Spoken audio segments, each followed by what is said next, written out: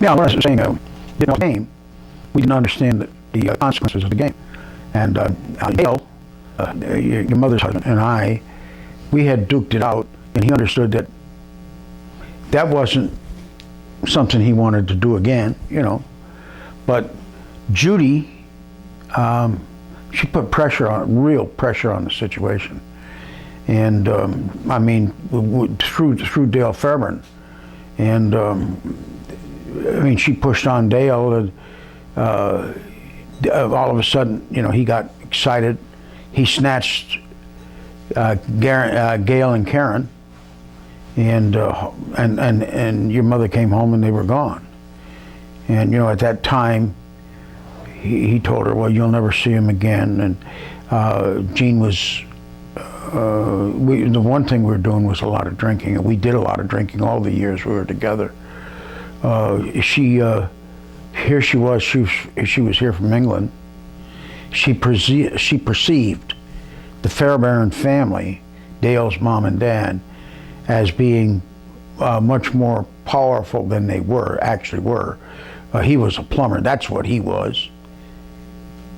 And his wife was a housewife. I mean, they didn't have any political clout or anything like this. They really didn't have a lot of money if it had come into legal battles, you know.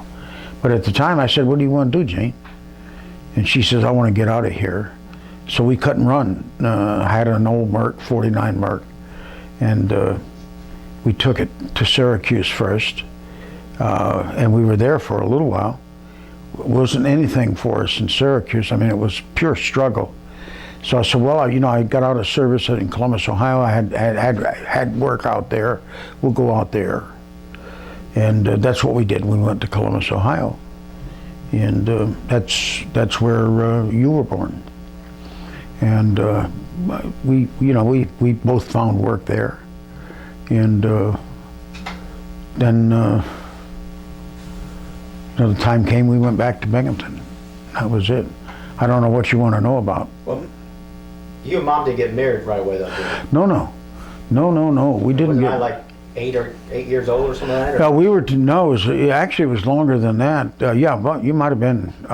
We had been together about 8-9 years when we finally did get married. We came down here to Tybee Island, and we got divorced here. We began to have trouble in New York. We were having a lot of trouble, marital problems. We had been split up before. I had what looked like a heart attack. I spent, believe it or not, 60 days in a hospital. I spent 30 days in the hospital at Liberty, where I had the initial problem. And then they had to transfer me to the VA at Albany, New York, and I spent another 30 days there. And when I came out, marriage was just gone. I mean, that was it. Your mother had a boyfriend. I can see his face, I can't remember his name. He was a lot younger yet than me. She liked men younger, always has. Right now she's married to a man younger than her. At any rate, you know, that was, you know, time came. She told me, you know, I had 6 shirts and a couple of sport coats and a station wagon. She said, take the car and the shirts and get the hell out. That's what I did. I went to Binghamton, and as soon as I went to Binghamton, you know, things went bad for her. She had an emergency appendicitis. All of a sudden, she wasn't attracted to this guy anymore. What was he going to do with a sick woman with 2 little boys, you know? I came back down, I got you boys, took you to Binghamton and put you in school. And then when she got well enough to come up, she came back up. And we got back together again. Where were we living at that time? Liberty, New York. What had happened, I was having trouble with my chest, and I was concerned about what was going on with me. We were living up outside of Rome, New York. And I decided I better get my family someplace where there would be somebody to look out for them. If I did go down, we went down to Liberty, and son of a bitch, I went down, you know what I mean? It looked like a heart attack. They diagnosed it at that time as a heart attack.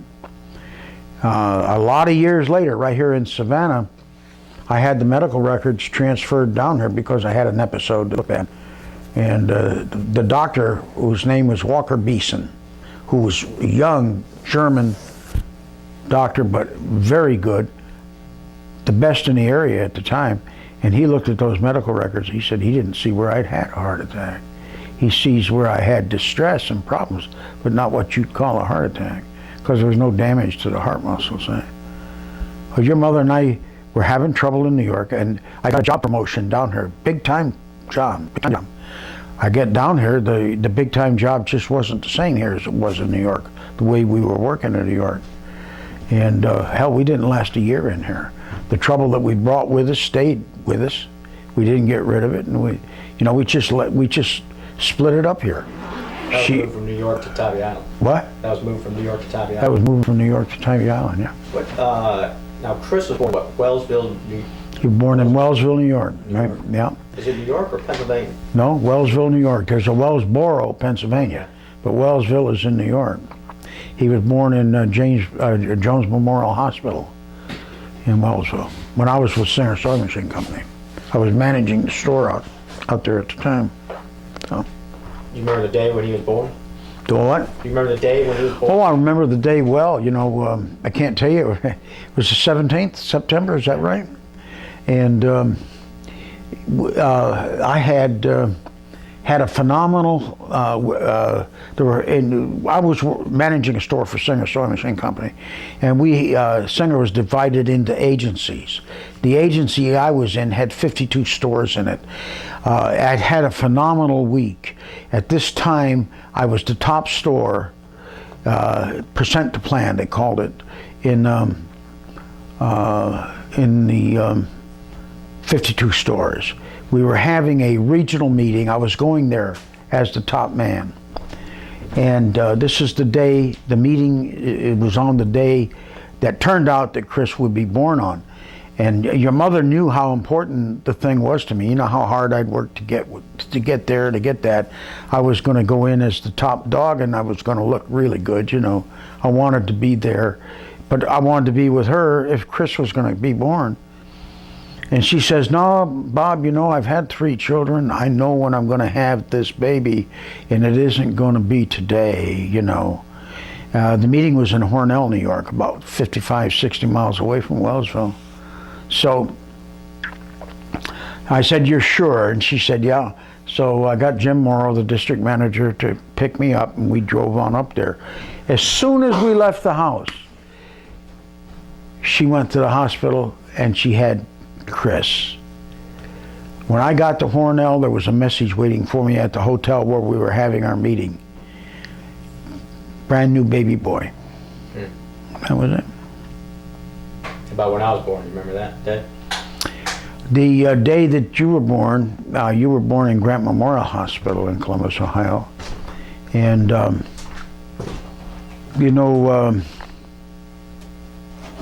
what I remember about that day was I was outside the delivery room when you were born, and Dr. Cox was the man that was your doctor, and he believed in knocking women out with drugs when the pain got too much.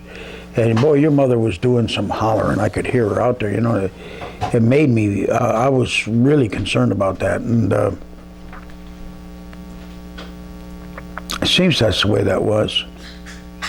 And then he knocked her out, and she still made noise, Put her to sleep, but at least she wasn't conscious of childbirth's a painful event. No getting around it. I guess I've heard there's women that have it without any pain. But was that at night or day? Do you remember? I don't know if Mom knows. And we know it's August 29th. Yeah, we know. Oh, yeah, we know it's August 29th. That was daytime. That was in the morning before noon, as best as I can remember. I can tell you, Mike was born at 4:30 in the morning. Chris was born what? We'll get into talking about Margie now.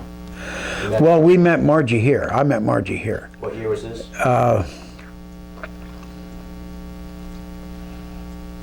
Probably 69. We came here 67, 68, 9, 60. I met her late in 68. And the thing between your mother and I didn't deteriorate. I mean, it was deteriorating, but it didn't blow up until early in '69. And with Margie, it was, I mean, the marriage with Jean, we'd been together then about 10, 12 years. And we were both tired of it. I mean, it was all over, and we couldn't. When I met Margie, it was just like it was an amazing thing. I mean, we met at the Coastal Empire Fair, and it was like love at first sight. You saw Margie; she was a very pretty girl, and she just. It was just like it was the way it was supposed to be.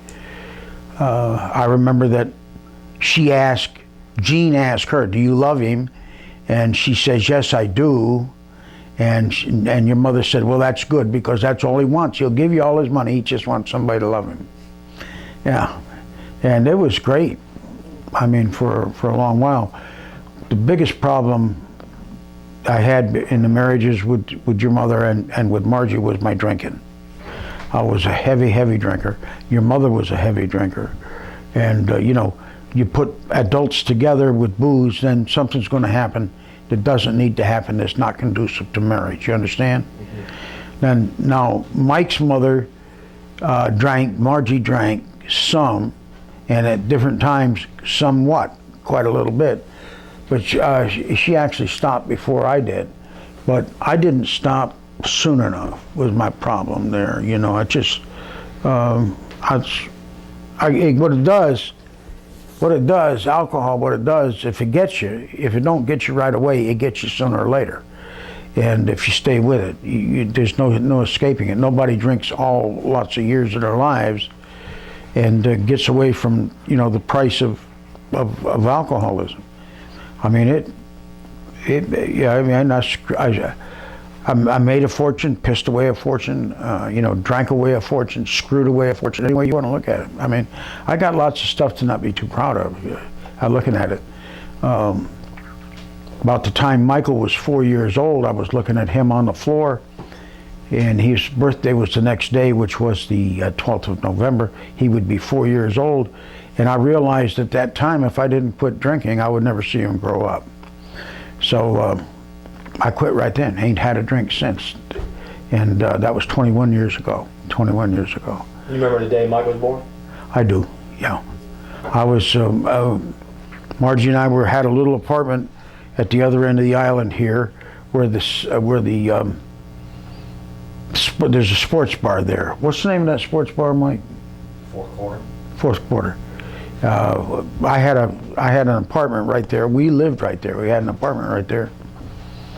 And she was, time was drawing near, and I, once again, I said, "How you feeling all right?" She said, "I'm feeling just fine. Everything's cool."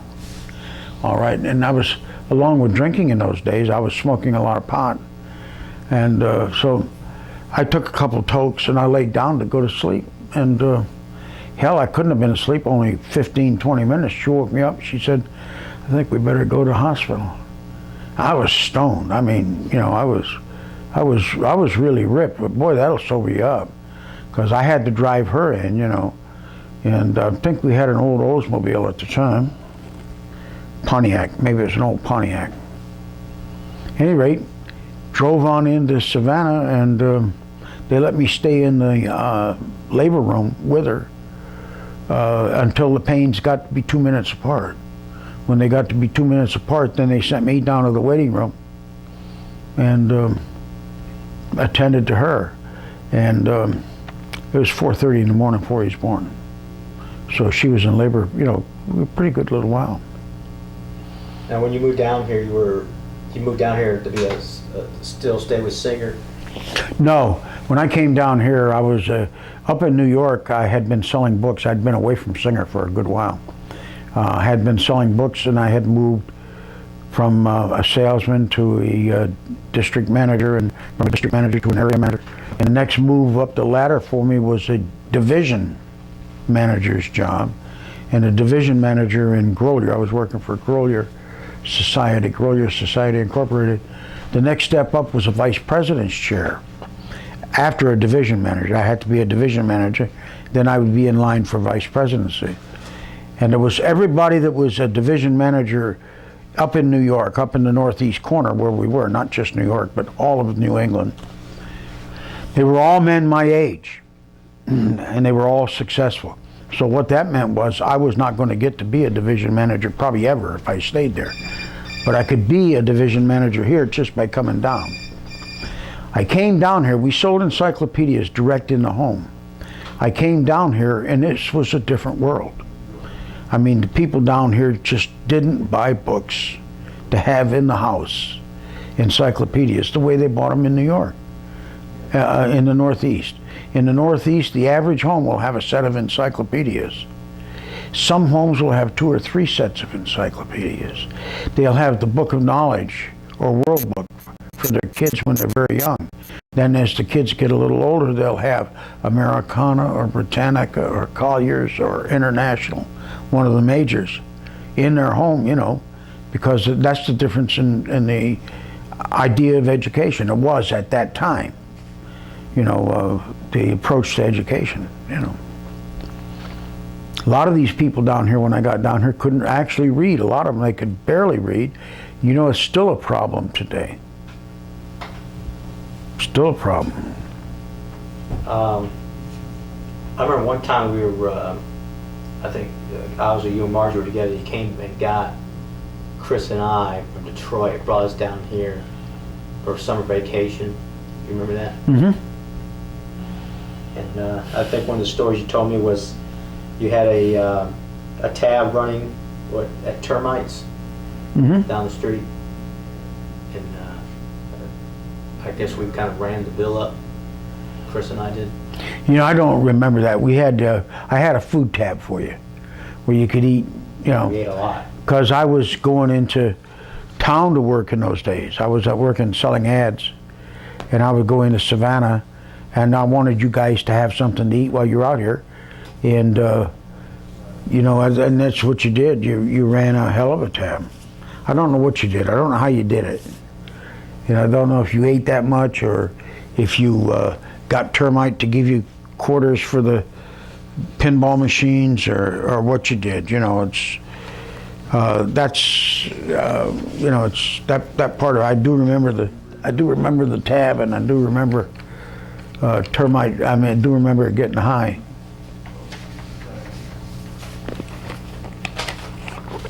I'm gonna start asking you just random questions here now. Let's see here. What's your favorite food? My favorite food. Well, I could say ketchup sandwiches, but that would be a lie. I tell you, really and truly, I'm a very simple man to satisfy when it comes to food. You know, a good hamburger, a really good piece of meat like that hamburger would be fine with me. I'm very fond of eggs. You know, it's just to say what would be a favorite, I probably don't have a favorite. What's your favorite movie? Movie, my favorite movie? The Age of Innocence. I don't know that. Well, you just remember when you go home, go by a video store. It's a very classy story. It's a love story. But it's about a period of time. And, you know, I sort of connected with the period of time when I saw it. It's like I had lived at that period of time when I saw the movie. And I don't watch many movies more than once, but I watched that one 2 or 3 times, and I'll probably watch it 2 or 3 more times before I die, providing I don't die too soon. Who was in it? I don't remember. I don't even know. I can't even tell you the name of the actors and actresses.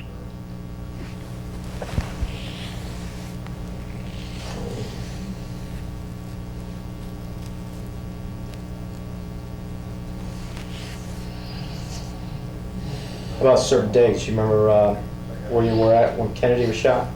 Yeah, I was on, we were living in Syracuse, New York, you and I and your brother and your mother and I and Chris. We were all together at that time living up on Stolp Avenue in Syracuse. I was selling sewing machines out of Coxco Distributors, Westvale Shopping Center on West Genesee Street in Columbus. And I was outside salesman. That is, I went into people's homes, demonstrated the machines, sold them there. And I was on a crossover road, like an interchange, running into Liverpool from East Syracuse, and I got it on the radio that the President of the United States had been shot. And I pulled in. There was a huge pool parlor there, and they had a lounge attached to it.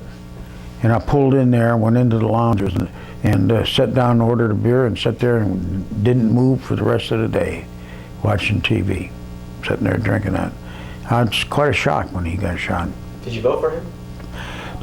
No, I didn't vote for him. He turned out, I mean, he was a unique president. There's no doubt about it. He brought style and grace and common sense and wisdom to the White House, and a level of decency in a way. I mean, was he a popular president at that time? Popular? Yeah. I mean, was he? Oh God, yes. I mean, you see it on TV nowadays, but I'm just curious. It was really. Yeah, he was a very popular president. And his wife was a very popular first lady. Did you yet see the History Channel segment on who killed Kennedy? Yeah, the different theories.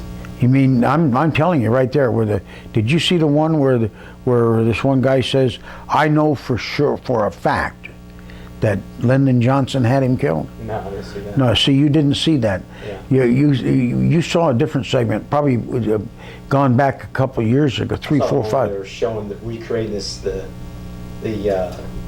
scene there and showing you where there was a shot from the grassy knoll and that. I didn't see it. Did they show you the shot from the sewer? No. Did they? You didn't see the grassy knoll thing was only part of it.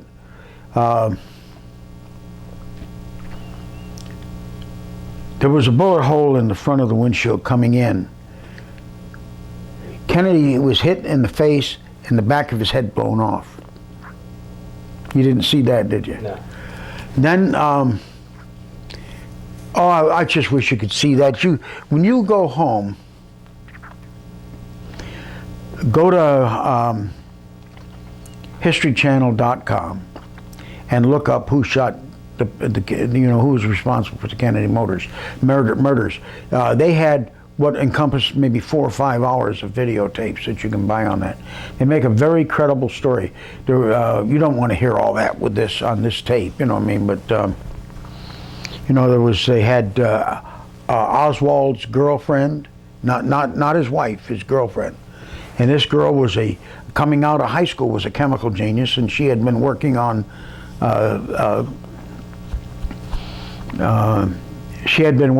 cancers. And her work was, I don't even know, the story's too long to get into. But I mean, it was a whole different line of thing. I saw a man on TV on a newscast after this was done. He was part of the Johnson entourage, part of the Johnson circle of friends and lawyers and what have you. And of course, Lyndon Johnson's dead now. But he was asked what he thought about it. He said it pained him to see the History Channel lend their credibility to such a preposterous thought. But when you watch the whole 4 or 5 hours of it, you will. Well, I mean, okay, now it was Lee Harvey Oswald when shot him, and then what was it? Just a few days later, that's when Ruby, did he shoot Lee Harvey Oswald at that time? Something like that. Yeah. I mean, was everybody freaking out at that time, wondering what's going on? Or? Well, God, there was just a whole ton of shit at that time. Pardon my French on this thing. It was, you'll cut that out, I know. There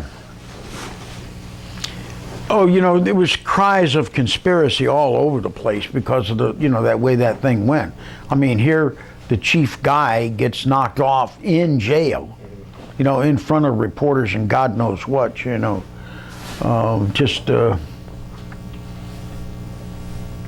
mean, there had to be, you stop and think about it, too damn many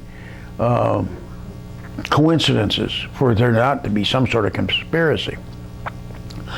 But Lee Harvey Oswald was a good shot with the rifle, but he wasn't so good that he could get off 3 shots and hit that man in a moving car that many times. There was a shot that had come through the windshield, and this guy makes a statement about having seen the bullet hole in the windshield. And then when the next time he saw the car in the military compound where they had it, the Cadillac that he had been chauffeured in, the windshield had been replaced. There was no bullet hole. Why would that be? That immediate. You know, that's evidence. Then they went ahead and they traced where this bullet could have come from, and they wind up with the culvert. Down, you know, like in the, you got the sidewalk, you know, and you got the little hole coming out like the sewer. And a rifleman sits down in there, the guy climbed down in there and aims, and this car comes around, they can line it up, and you can see that a shot could have come from there.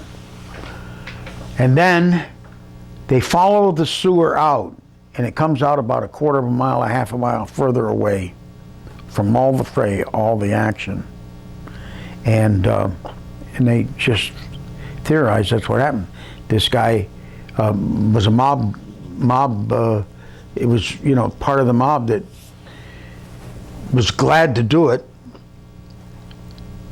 Johnson was under severe pressure at the time. I remember that.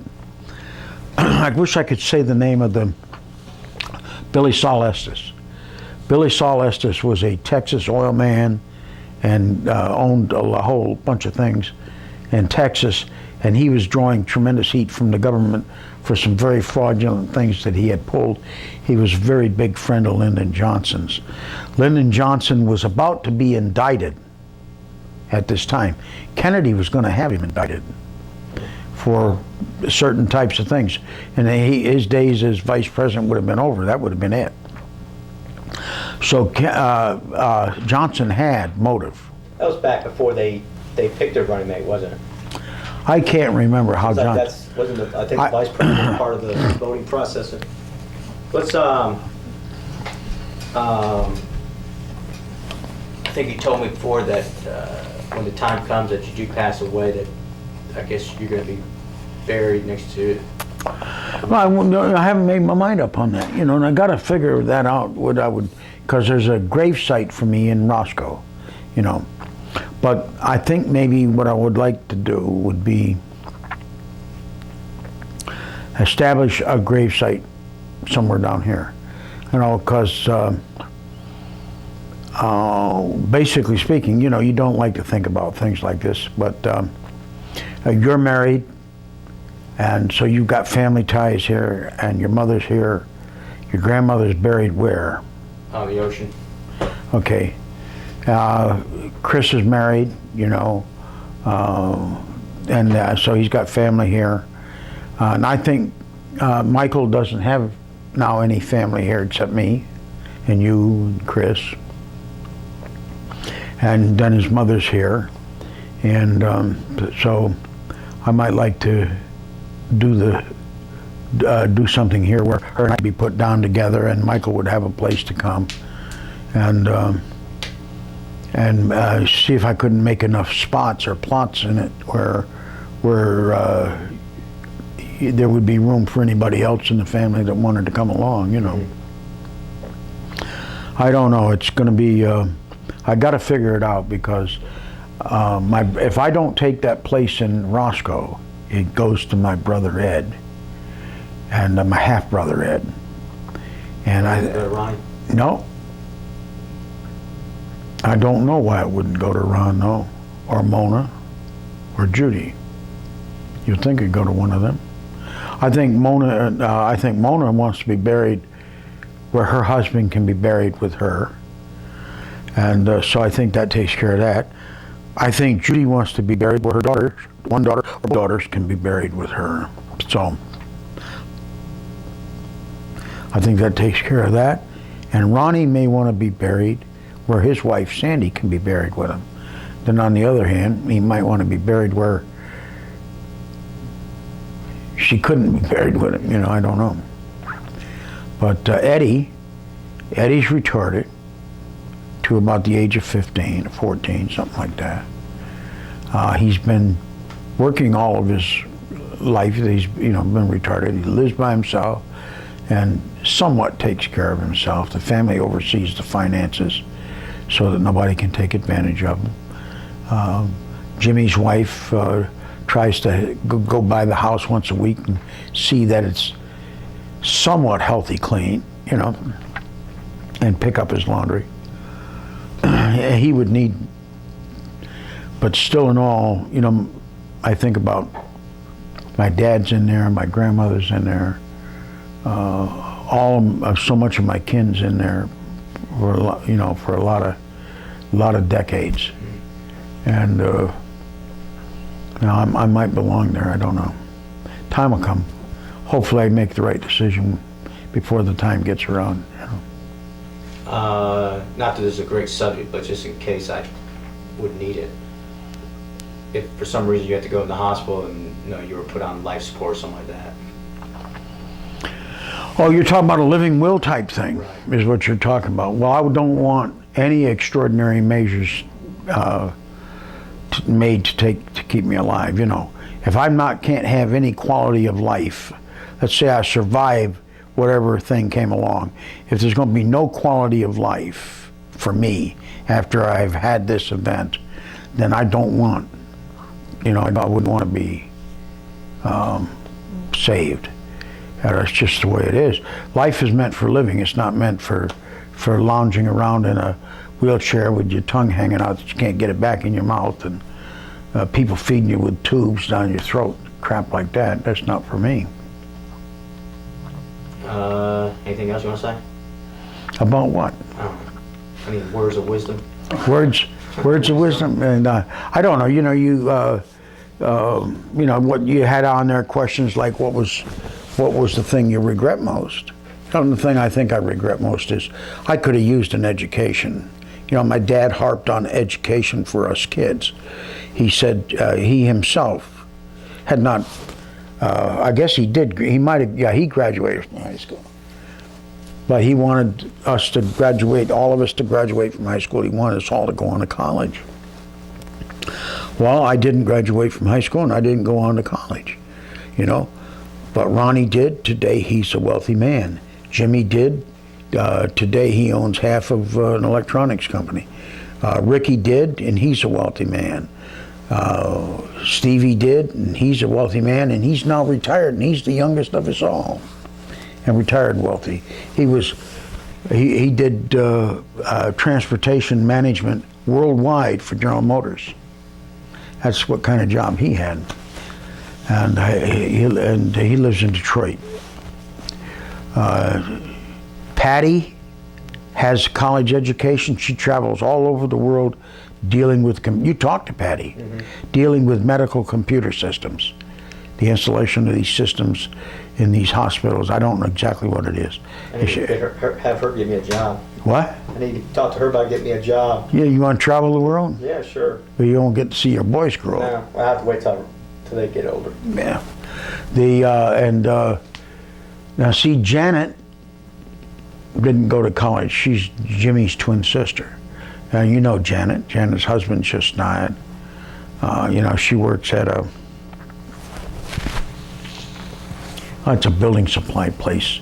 So it's not Home Depot. What could it be? Lowe's. Lowe's, that's what it is. How about Mona? Now she self-taught herself, or? Mona got an education, but she didn't go to college. She became a lawyer, and she retired from that back here about 4 or 5 years ago. She retired after a long and distinguished career. Mona, by any stretch of the imagination, was extremely successful. Very bright girl, except when it comes to cigarettes.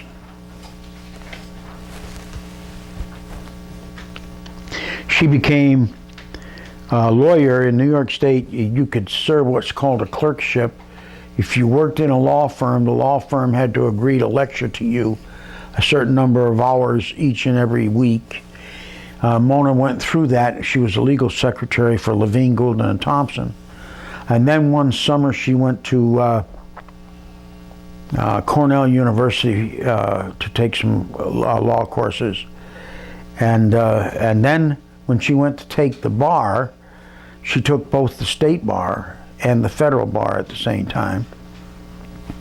And of course, there were all kinds of people there for the bar for New York State, and then there were people from New York, from Massachusetts, from Pennsylvania, taking the federal bar, and she just got incredible marks on the bar exams. So incredible that the judge who would swear her in to both the federal and the state court said, I am not accustomed to making comment about the particular performance of any lawyer. But he cited the fact that here this woman was, serving a clerkship at the same time raising 2 children, working, still working, still raising 2 children, working a job, and her husband was only a dance instructor for Arthur Murray, and still she was able to accomplish by by her effort, study and habits and all that, to achieve these very high grades on both. Something like 70% of the people that took the exam failed. I mean, the bar exams are very, very tough. I think in John Kennedy Jr., he failed like twice or something like that before he finally got his. Before he finally found the right judge. Yeah, so he finally said, "Hey, I'm a Kennedy." Yeah. What how'd you get started with magic and mentalism? Well, watching my mother tell fortunes to begin with, gave me an interest in that. And back in the days when we were in school, grade school, in those days, at least twice every year, a magician would come to the public school system where you were, the public school you were in, and do a stage show. And of course, I got very interested, when I saw the magic that way. And then,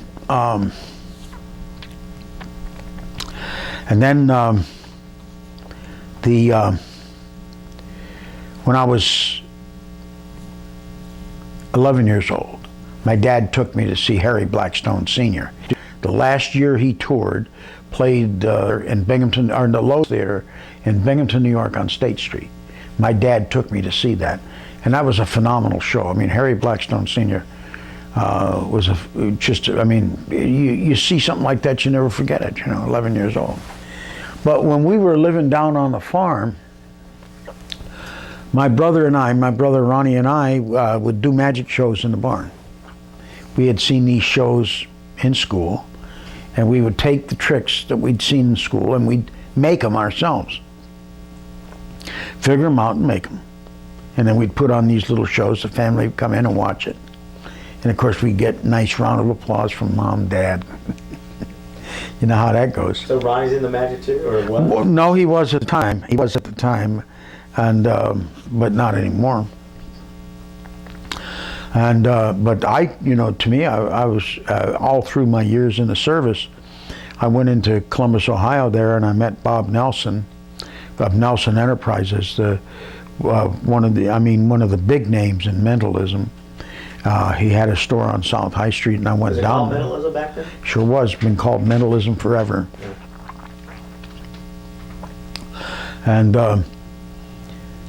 me and him got it right along. I mean, he right from the very beginning.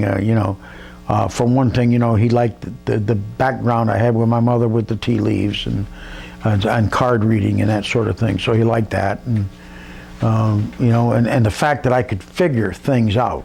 Yeah, well, didn't you tell me that he would show you something and tell you, come on back and tell me how I did it, or something like that? Yeah, that's what. And it was, he would not show me anything I couldn't figure out. So it's like it was. Mm-hmm. And then I began writing down some of the stuff that I created, and he began publishing it.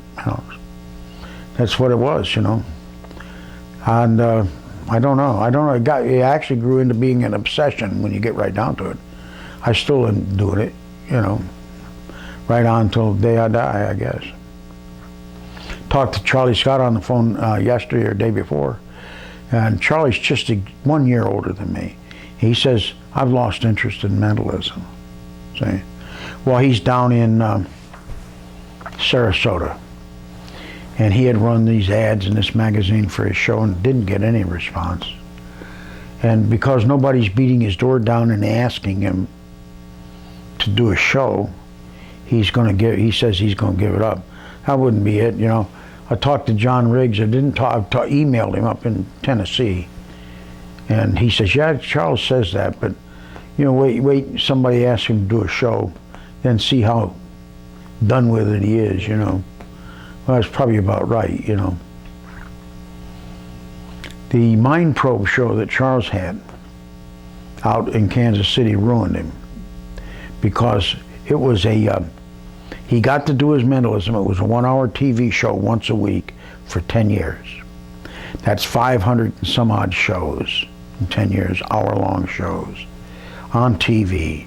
So it made him a semi-celebrity out there in Kansas City where he was from.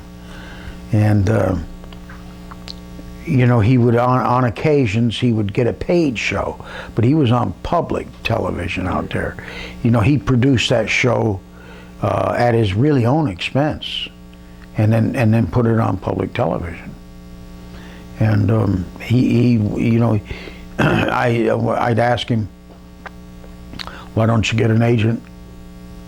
And he'd say, well, you know, the thing with agents, you know, maybe they go ahead and give me $500, but what are they getting?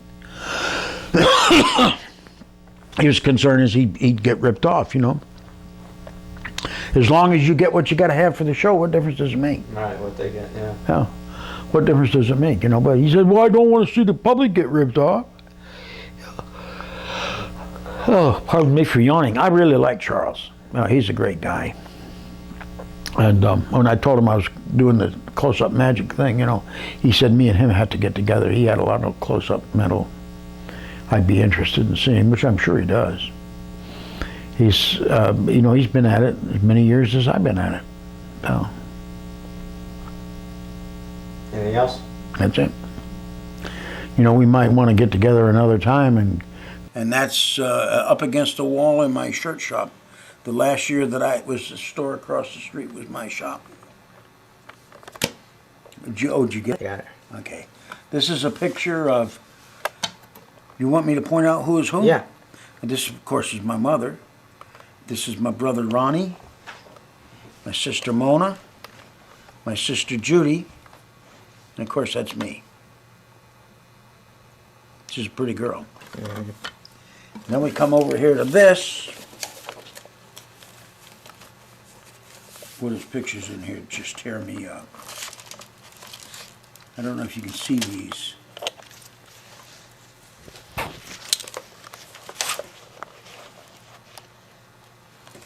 Let's do these. Yeah, let me get on that side of you. Okay. Make it easier. Now this is my dad. This is the old station wagon that we had. See, he got a lapel, so somebody was getting married. He had red hair. What year do you think that was? Oh, God only knows. I don't have any idea. Then we go over here. Oh, that's me and him on the porch of the home. I've never seen that picture, Dad. You never saw that picture? Yeah, how old are you there? Well, it's when I come out of the Air Force. See the haircut? Yeah. There you playing your Johnny Cash imitation? Excuse me, I might have been in the Air Force. I might have been home on leave because I got that butch haircut. Because later on I had longer hair. Now look at these pictures here. That's me, Ronnie. God, I can't separate these two. That's Judy, that's Mona. Look at these pictures over here, if this ain't a crew. This is Eddie, Jeannie, Johnny, Jimmy and Janet, the twins, Patty and Stevie, my half-brothers and sisters. That's probably, that was taken in, right behind the home in Johnson City. What a group, huh? I wish I gotta have a picture of my grandmother. This is when I come out of basic training. Yeah, hold on there. Dang. Bonnie's gonna freak out when she sees these. My dad hated it Why is that? that I was in service, but he was proud to be seen with me with the uniform. How come you didn't like you being in the service? Oh, when I told him I was going in, he said, you can't get in the service till you're 21 or not, unless I sign for you, and I'm not signing for you. Is that the house that was that you're sitting on the porch there, Dad? Is that the house in Johnson City? It or- sure is, yeah. Yeah. See how how worn it is down here? This is the side of the house in Johnson City. That's my dad's milk truck, one of them that he had over the years. Sitting on it.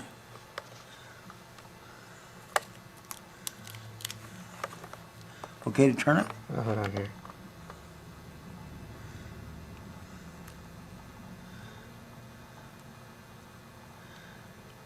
Yeah. It zooms in pretty good, don't Mm-hmm. Now, Is that I- you there down the bottom left-hand corner, Dad? that's me. Yep. Sure is. And I think that was probably taken around 6th grade or 5th grade. Your haircut's still the same. Yeah. That's my grandmother, but let's see if I ain't got a better picture of Gran. Who's that there with the bow and arrow? That looks like Jimmy or Rick or Eddie. Ronnie, Uncle Ron. There's my grandmother. Is that you and Ronnie there on the down here bottom right?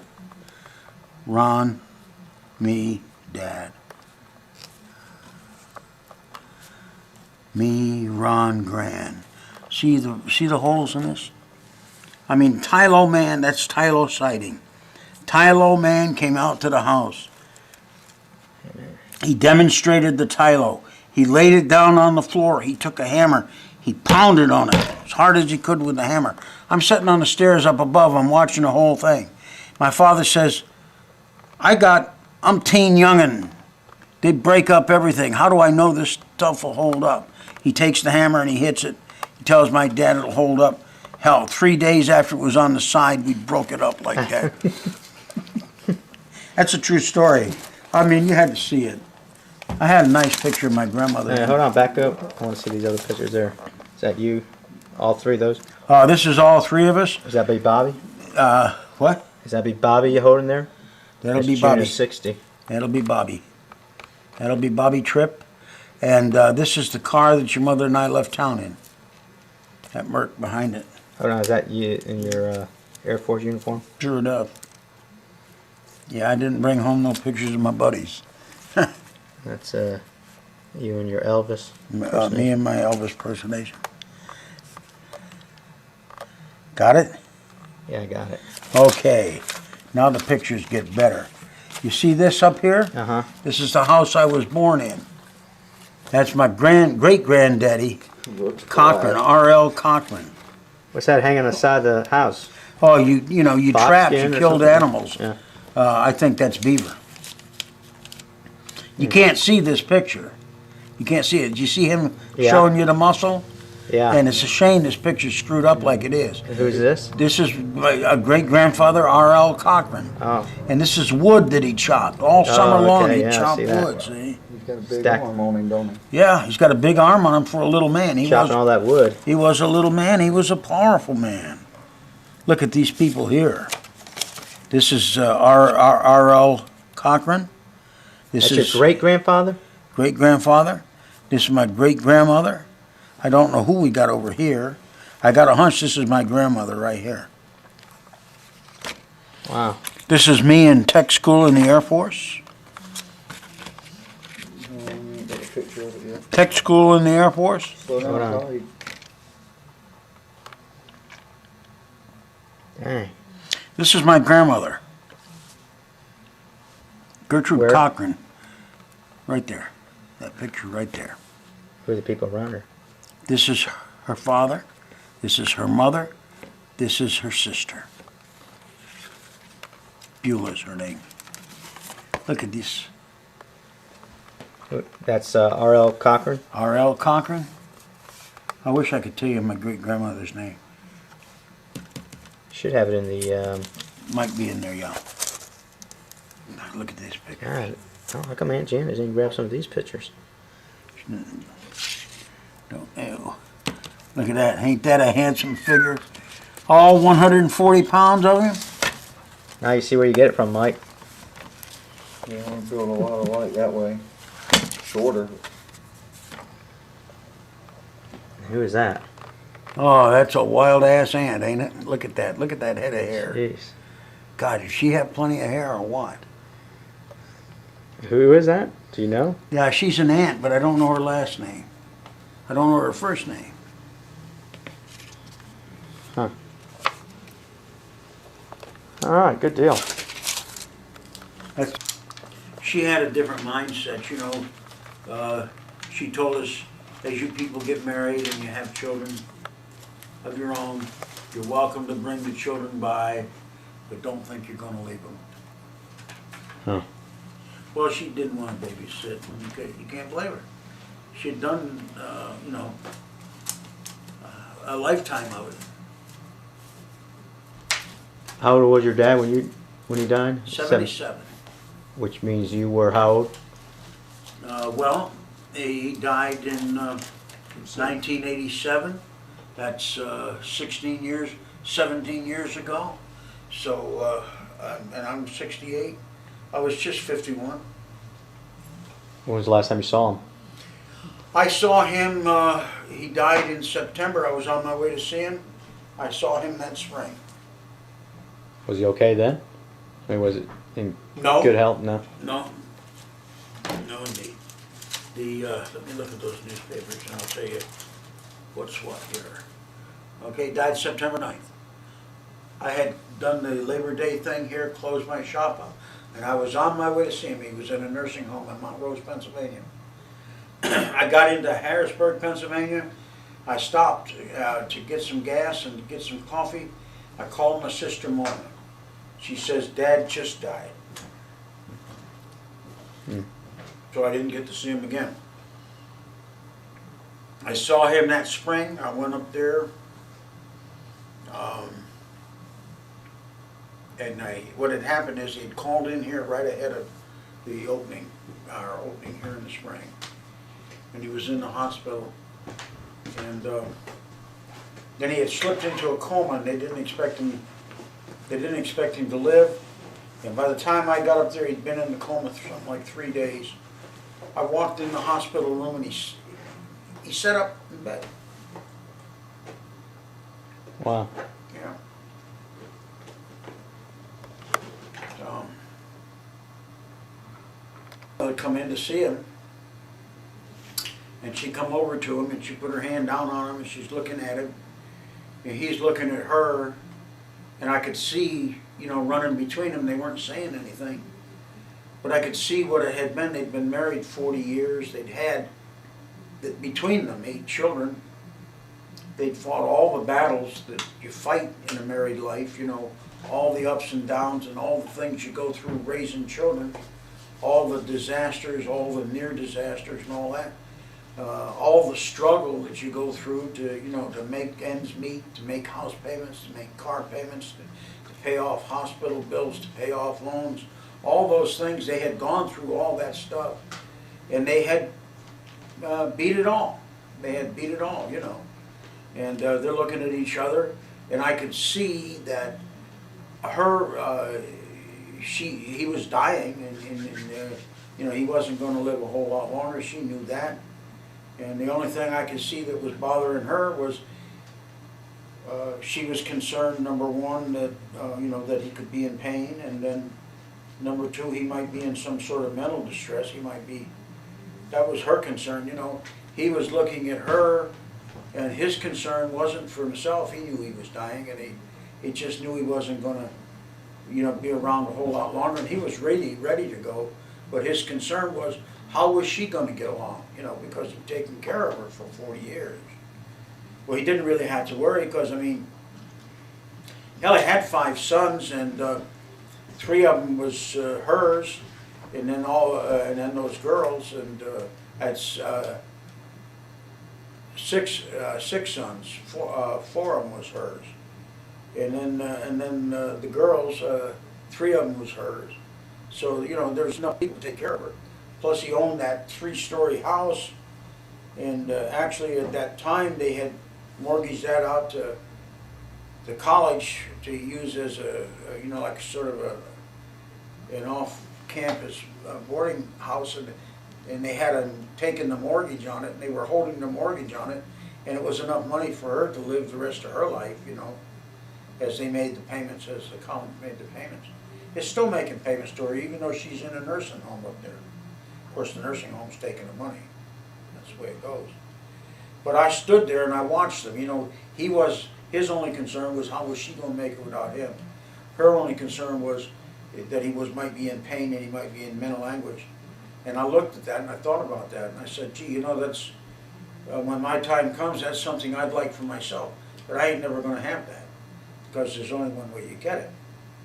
You know, you pay your dues for 40 years and then at the end of 40 years, you collect. That's it. It's an investment that you make. That's the end of the story. That's the end of my